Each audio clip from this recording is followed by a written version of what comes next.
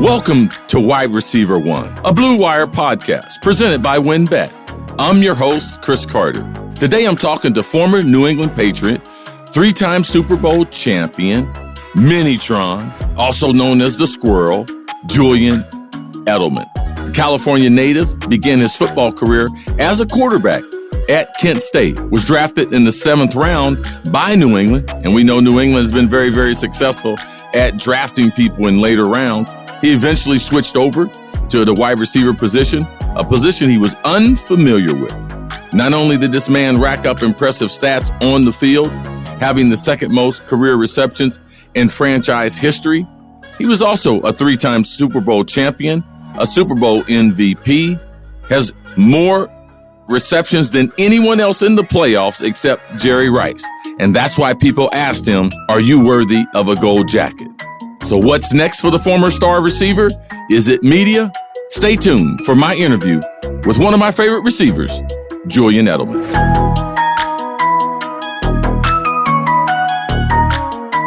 Jules, how you doing, buddy? I'm doing well. How you doing? Good, good. It looks like you're a little bit in L.A. You got like a little L.A. vibe going there? I'm in Los Angeles for sure. Just on the West Coast, spending some time with my family and getting ready, for my new season coming up over on Inside the NFL and enjoying this relaxation time, almost having those same feelings like I'm getting ready to go back to camp. That's awesome. There's a tremendous irony to you being here. When I retired from Minnesota in 2001, my first job in sports was inside the NFL. Now, little Bob Costas, Chris Collinsworth, and Dan Marino. HBO at that time had the longest running show in Inside the NFL. It's kind of flipped over a couple times since then, but that was my first cutting my teeth in television. And I'm excited about the opportunity because you're at a high level. And typically, if you're going to be successful, if you can start at a high level, it helps you out. We're going to find out. I'm excited. It's an honor to get to go on this show. The cast is a bunch of awesome players that I grew up loving and playing against a couple of them with Phil Simms, Brandon Marshall, Ray Lewis, Mike Irvin, and can't forget JB, who's going to MC this thing. And he's a complete professional. So looking forward to that and enjoying the transition while it's coming. Now, have you figured out what type of announcer that you're going to be? Because for me, I had a lot of experience. I had called games. I had done my own radio show.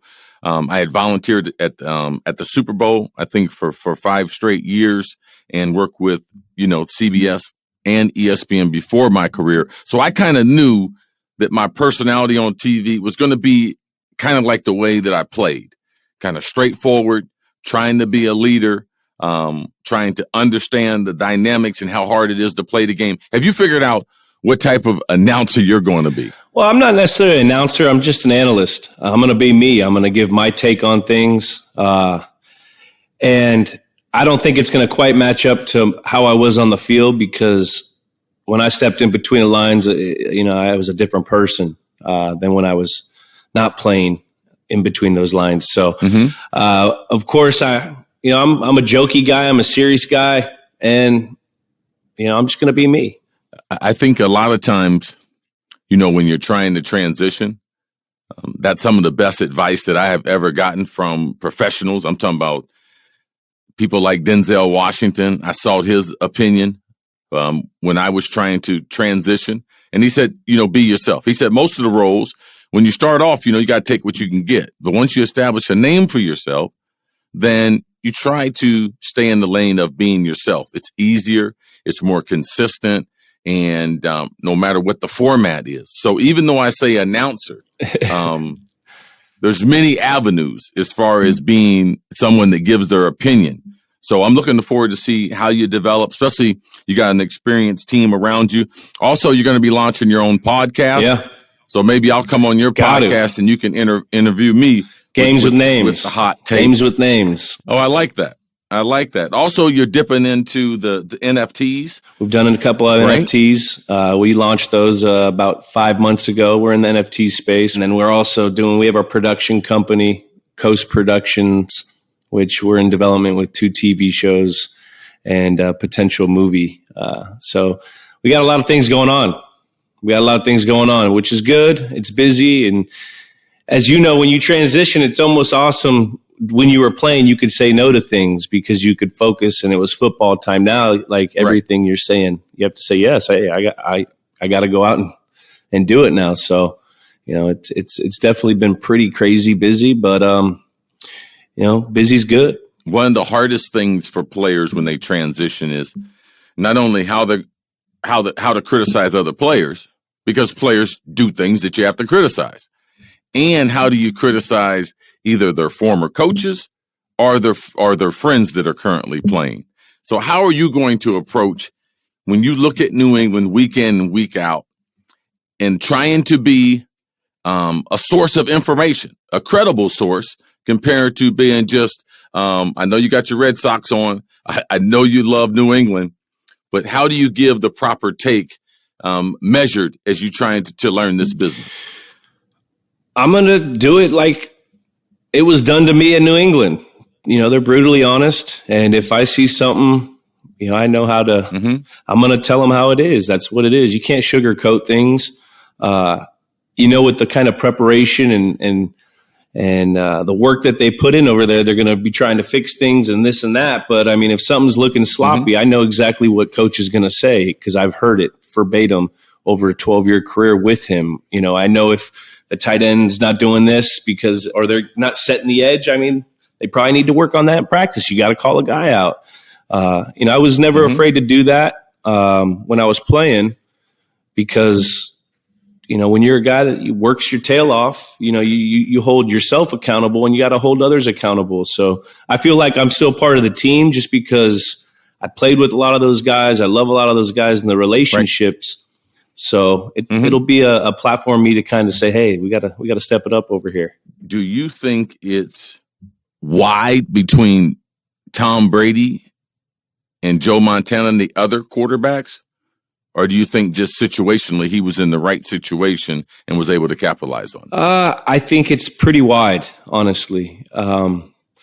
Being around Tom for as many years as I was and seeing how he prepared and seeing the throws he made in practice and seeing how he practiced and seeing how he took care of his body, like those are one thing. But then when you look into a guy's eyes and it's his 20th year and he has the same fight as a 7th round guy trying to make the team or a undrafted guy trying to make the team, you're sitting there looking like, man, how is he still motivated? And I think it's literally that killer instinct that he has, that competition factor that he has that separates him from anyone. I mean, he broke that whole systematic thing when he goes to his first year in his first team with the Tampa Bay Buccaneers, and he goes out and wins a Super Bowl. It wasn't pretty, but what did he do? At the beginning of the year, people were saying, oh, this team's not this. They lost to the Saints twice, yada, yada, yada.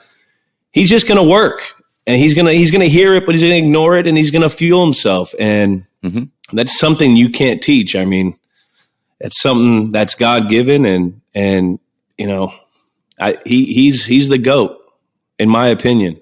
Hall of Fame weekend just passed. I was able to have a conversation with Tom. Tom was there supporting Peyton Manning. They played against each other 17 times.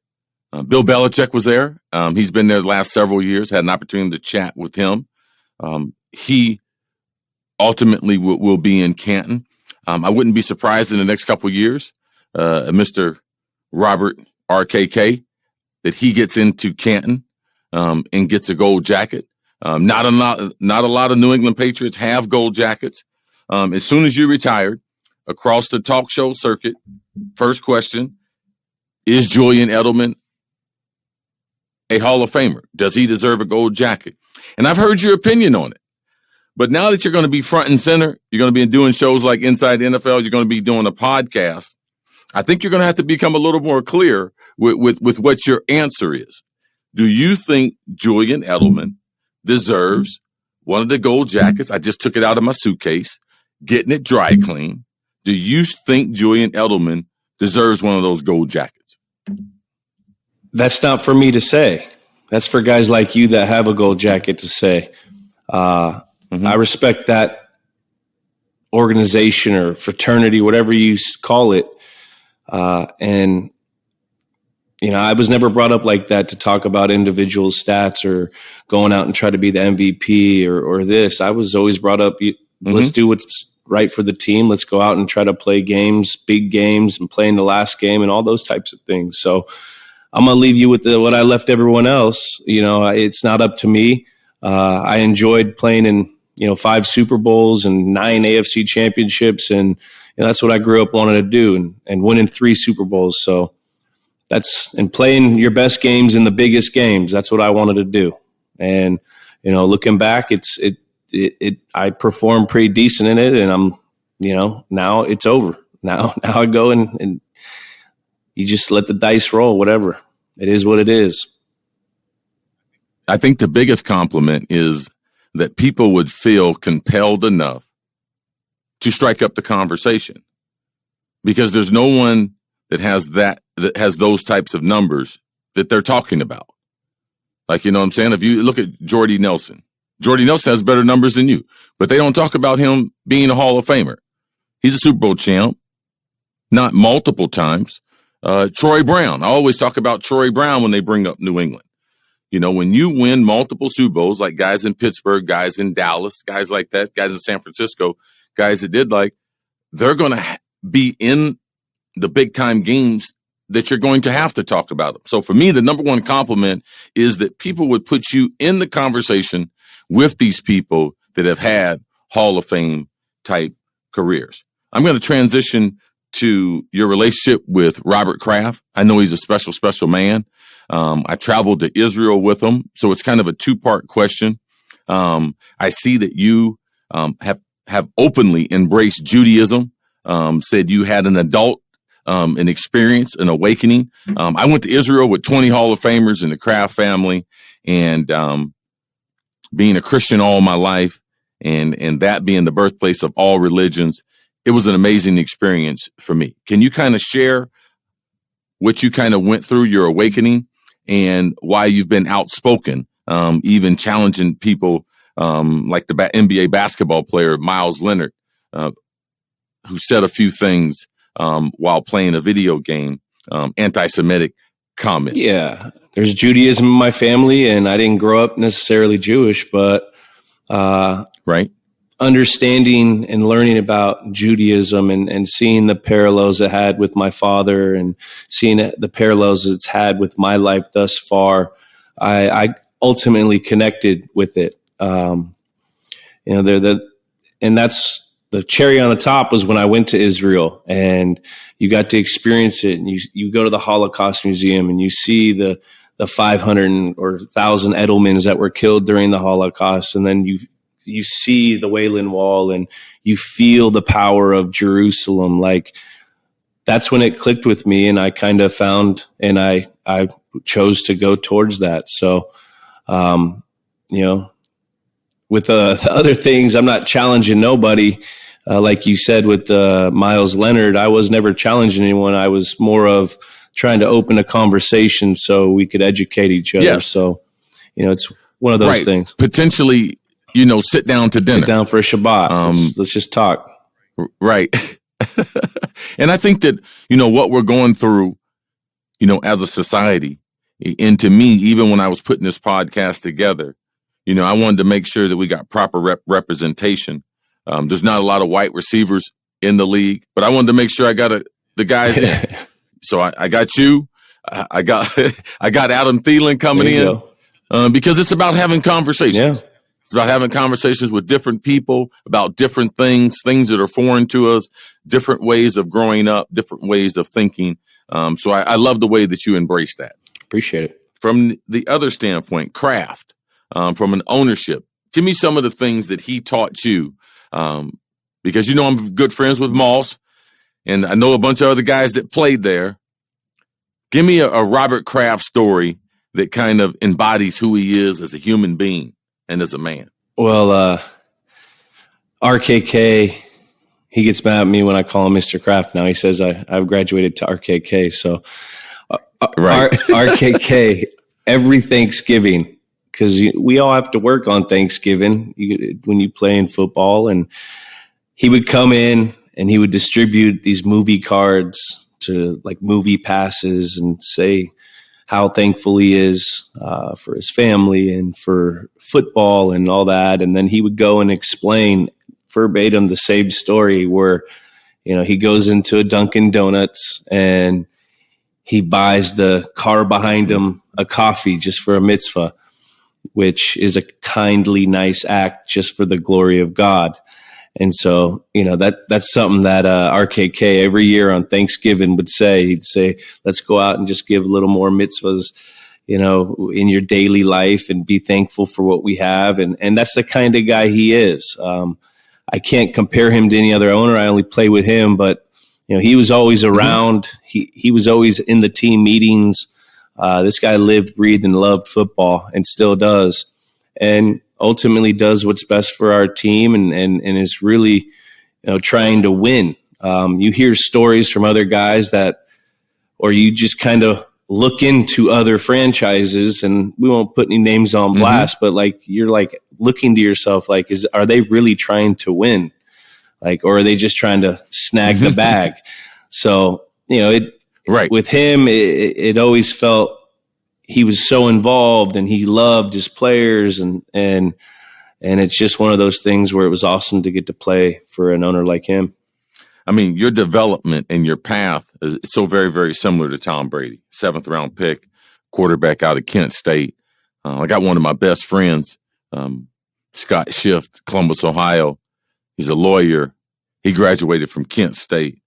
He's always bragging about Kent State through the years. And then as you begin to develop, man, you were his guy. He's like, hey, man, Chris, I told you we're made of the right stuff at Kent State. So you made him very, very proud. Tom Brady, explain to me, Jules, how you are in the situation you're in. You're only a role player for several years, 4 years.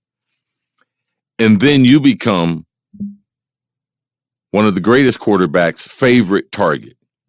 Explain that transition, like year 4 to year 5, where you stop necessarily just being a special teams player and start being a special player. Yeah. I got drafted to the Patriots in 2009, and this was a few years after 2007. They had Wes Welker, Randy Moss. They had Joey Galloway. And they were stacked. They were stacked. And, Wes was in his prime. And for me to make the team, I had to make myself versatile and play special teams and cover kicks and back up the holder and return kickoffs, return punts. And, that's what I did for 4 years until, I got an opportunity and, I tried to take advantage of the opportunity. And a lot of the help came from a lot of the time I spent with Brady in the off seasons, starting in my second year where, he moved out there and I would hear he would throw with receivers on the team. And I was kind of one of the slappies at the time. You're not going to ask a special teams guy to come throw or anything, but we were represented by the same guys. And I told my agent, I was like, yo, Steve, let him know I'm out here. I moved out specifically just to throw with him. If he ever needs anyone to throw to, let me know. So you're talking about move to LA. LA in the offseason. That's where he was. And that year he called me one time. I don't know if that's all true, Jules. There's a lot of reasons to move to LA, but I like your storyline. Hey, I wasn't like that. At the time you was trying to get it. At the time I was just trying to learn football. I was 15, 16, 20,000 catches from the guy who played college football. You know what I mean? I needed to learn how to run routes. I needed repetition. I needed to do whatever I can. And who are you going to try to be around when you're a receiver? We're so dependent on a position. You're going to make the quarterback feel whatever you need, I am here, because that's the hand that feeds us. So I moved out there. And first year he hit me up once. Dropped everything, went out there on a Saturday, threw with him one time. Did the same thing the next year, and then we started going a little more and more, and he was learning how I was running, and ultimately I was learning what he wanted. I was learning how he wanted the routes, and it became more and more comfortable. And then, going into when Wes left, or, my 4th season, I was playing pretty well, and I was getting a lot of reps, and then got banged up, and then Wes ended up leaving, and I had an opportunity, and, I think that's where the trust levels between me and Tom, I knew going into that year I'd have an opportunity, because it was so hard to gain his trust as a quarterback. You had to prove it day in, day out in practice. You had to it was a whole process, because he's got to be comfortable throwing that ball, and he wants to know exactly how you're feeling and this and that.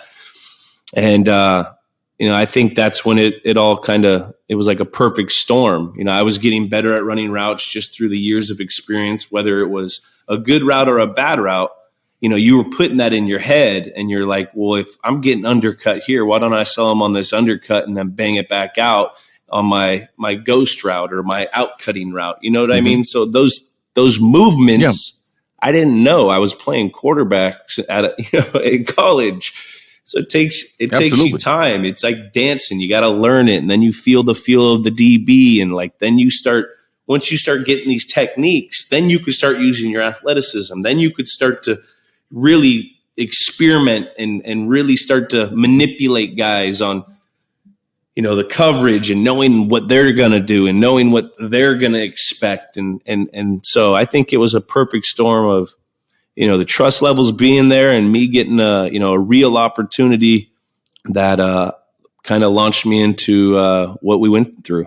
Working out with Tom Brady, it evolved into a big brother, little brother relationship. I follow both of you guys on social. You guys have done some amazing things together. Give me your top 3 places or top 3 fun things that you did with Tom Brady. Not Kentucky Derby. I like the Kentucky Derby. I know that's a good trip. I've been there a couple times.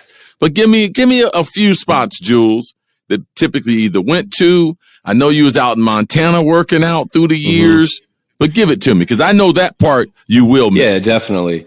I would throw Montana in there. We would go there once a year and just kind of train for a week. It was kind of like a rest and relaxation / hard for the receiver who has to run every day trip. And that was always something special that we did, get away from the families and kind of get ready for the start of the year. It was one of those, it was almost like a kids camp for adults, where, we'd go out, work out in the morning, run routes, eat nice, play around of golf. And, we'd do those types of things. And then a couple other places we went to. We had a fun time at the Mayweather Pacquiao fight. That was a fun night. We came from the Kentucky Derby and went there, so I couldn't use the Kentucky Derby. And we've had some fun nights in New York. He likes, he lives out there sometimes, and him and his wife, we went out to dinner a couple times, and nothing crazy. I mean, it was really ball, and we would stay in touch, but once it's off season, we've seen each other for so long, and we know we're going to see each other for an extended period of time going forward. And, the next year, off season, you're kind of doing your own things, and it, evolved when we got older, and I had a kid, he had a kid, it changes. So, we've had some awesome times, and, it's awesome seeing him do what he's doing right now. I've almost heard every Randy Moss story, but I know Moss had a huge impact on you learning the game. Best athlete that I ever played with, best athlete that's ever played wide receiver. Give me some of your Moss recollections from those days there in New England. Being a 22-year-old kid just getting drafted there and seeing Randy Moss and play throughout his career in Minnesota, and then going to the Raiders, and then coming to the Pats, I was just so interested to see what he looked like in general, in practice and this, and it was everything He's a lot bigger. He is. I'm just saying, how he practiced and how does he really catch the ball that great? And then you see him practice where he makes these one-handed catches like it's nothing. And then, those times were awesome. And then, I always remembered on Saturday, walkthrough day, Randy would come in, and those are usually mental days where you have the walkthrough and kind of your last prep before you go into the game. It's normally nice and quiet, and he's not. It was quiet. No, but Randy would be kind of quiet. But once we got into the receiver room, see, I seen Randy when he was older. You know what I mean? Guys grow up a little bit. Mm-hmm. And so I would see Randy would go every time when we break up into our receiver room, and we have like an hour and a half worth of meetings. And Randy would take up the first 45 minutes because Randy hated meetings. That's what he always said. Yes. Randy would always say, these meetings are going to make me retire, Bill. You know, but we get into that meeting room, and to cut away from like the X and O's, Randy would just give an explanation on 60 Minutes. The Friday night 60 Minutes, like, man, I can't believe this husband thought he could get away with that. And you know how he would go into his storytelling. He'd get up on the board and start drawing. I see you got the little West Virginia twang on there, too. It was he was an awesome teammate. I miss him, and it's been awesome to watch him blossom into his TV career and kind of let people get to really know him. Because, you know, there was a time where, you know, people, you know what I mean? Like, absolutely. Back in that day when he's a younger guy and this and that, but like people are starting to get to really see like the charismatic, charming Randy Moss, who can be an asshole. Don't get me wrong, because every day he would come in. And another thing, every day he'd come in, he used to call me Edelnut. He goes, "Hey, Edelnut, 98 first round. You better get to know me." Or he would say something like, there's about 15, 16 of you out here, Julian Edelman, but there's only one Randy Moss. 98 first round, get to know me, and just walk off. Like, get to know me. Nah, but I mean, if you look at the figures that you've had in your life, I mean, small beginnings, humble beginnings, Kent State, quarterback. I saw the videos, man. You throw it, you run it, you do anything to try to win a game. Get drafted by New England, legendary owner, Kraft, legendary coach, Belichick, legendary, arguably at their position, Moss and Belichick. I mean, Moss and Brady. Don't forget Gronk. But Belichick was the... Can't forget Gronk. That dude was a monster for a few, like... There is no doubt. I wasn't going to forget Gronk. It's just amazing your surrounding. But all of that managed by Belichick. And to me, I played against his defenses for so many years with the Giants when we used to be in the NFC, and just watching him and how he taught the game of football. I just had such a great deal of respect how he maximizes the roster and will not give you any yardage during the game. If you had one Bill Belichick story, what would it be? One Bill story. I mean, I've already said a lot out there, and he always gets kind of mad at me. But, you know, it's just to kind of piggy. But he's a different guy, too, than the perception that he gives. He is, but he keeps business. And he, you know, like, he's brutally honest. It's not easy to play for him. He expects a lot out of you every single day you're there, and any single type of activity you're doing, whether it's meetings, installations, or walkthroughs or practice. He wants you. That's what he wants. He wants little soldiers that are just going to go out, and he's going to lead that thing how he does it.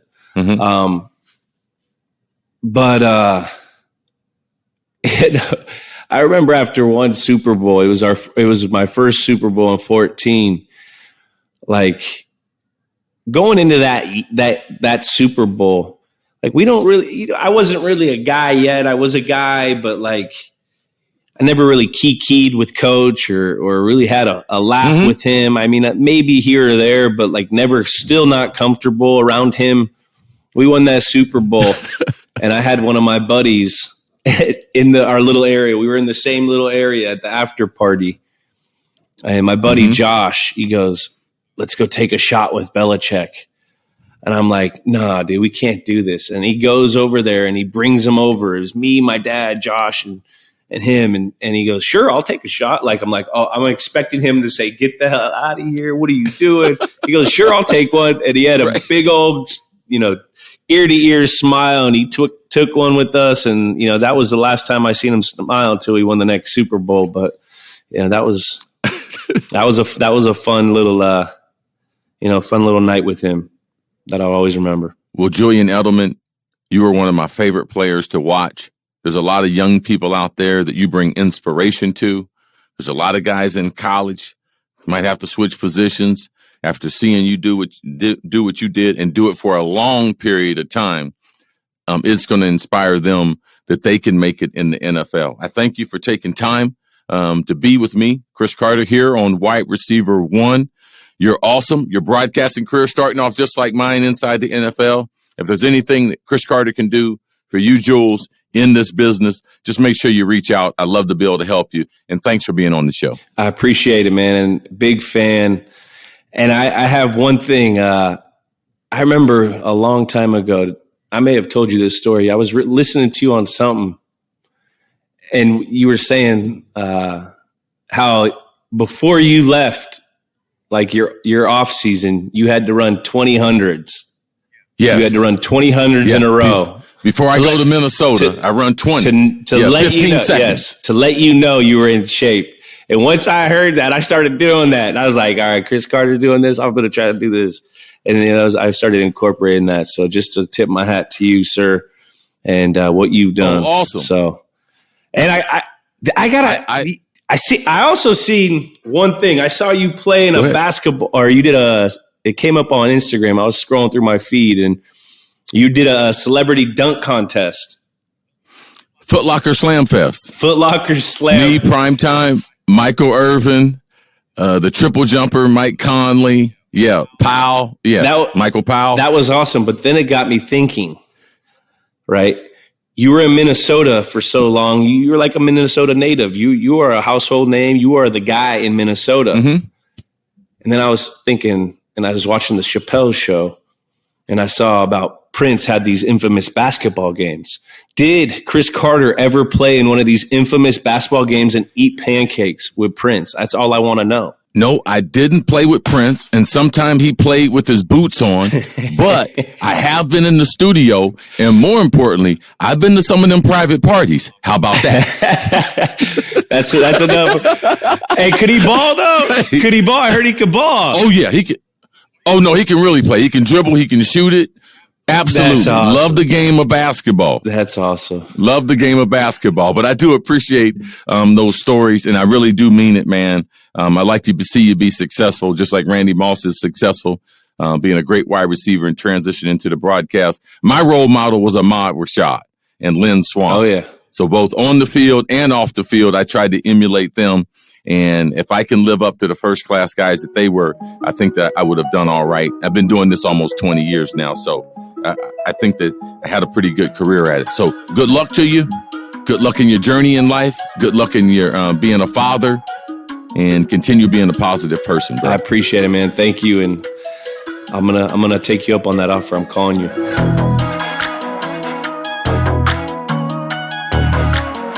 Thanks to Julian Edelman. And thanks for listening to Wide Receiver One, a Blue Wire podcast presented by WinBet. Don't forget to subscribe on Apple or Spotify or wherever you get your podcasts. I'm Cris Carter, and we'll catch you next week.